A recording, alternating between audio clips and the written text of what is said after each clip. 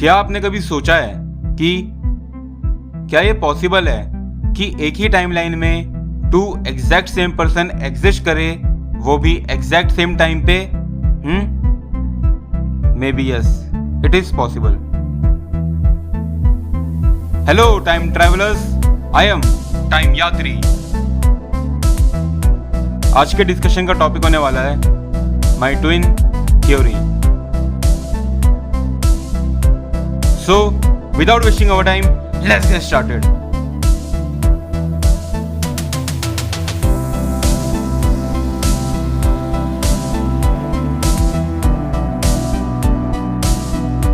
Imagine कीजिए कि एक पर्सन ए जो कि अभी 20 साल का है, वो 30 साल बाद जब वो 50 साल का हो जाएगा, तब वो एक ब्लैक होल के या स्पीड ऑफ लाइट के नियर ट्रैवल करता है। मतलब उस समय एक की स्पीड बहुत ज़्यादा होगी, जिसके कारण उसका टाइम चेंज होगा और अब बहुत स्लो टिक करेगा। Now let's compare. Now we have two a past and a future. A past अभी 20 साल का है और लेट्स से वो इस समय साल 2020 में है, एंड ए फ्यूचर अभी 50 साल का है और लेट्स से वो इस समय साल 2050 में है।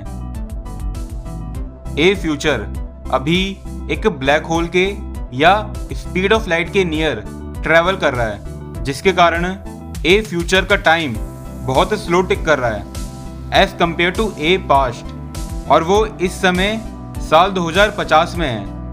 And on the other hand we have a past, जिसके लिए टाइम टिक्स नेचुरली और वो इस समय साल 2020 में है। चलिए अब हम अज्यूम करते हैं कि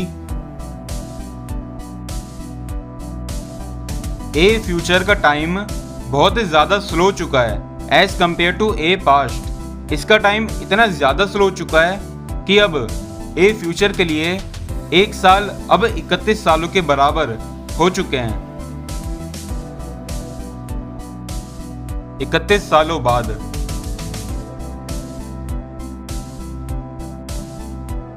चलिए अब दोनों ए को कंपेयर करते हैं। ए पास्ट अब 20 साल से 51 साल का हो चुका है और वो इस समय साल 2051 में आ चुका है।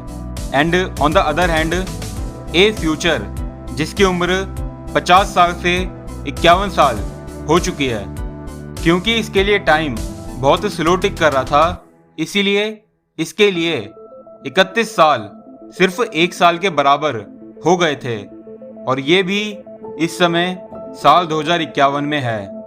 और अब हमारे पास 2 ए आ चुके हैं जो कि सेम साल से ही बिलोंग करते हैं, which is the year 2051। And ये दोनों एक ही एज भी एग्जैक्ट सेम है, विच इज 51। एंड ये दोनों ट्विंस भी नहीं है।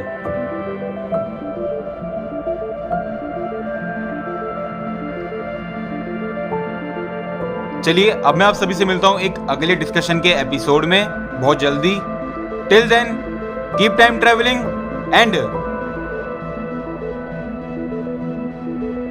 goodbye time travelers, goodbye।